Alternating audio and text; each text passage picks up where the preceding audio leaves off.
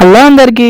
నా డే అయితే మార్నింగ్ లేవగానే కాఫీ అండ్ డ్రై ఫ్రూట్స్ తో స్టార్ట్ అవుతుంది. బాదం ద్రాక్ష నైట్ నానేసుకొని అయితే మా హస్బెండ్ పెట్టింటే నాకు కొన్ని అయితే ఇస్తాడండి. నేనైతే అదే పనిగా అయితే చేయను.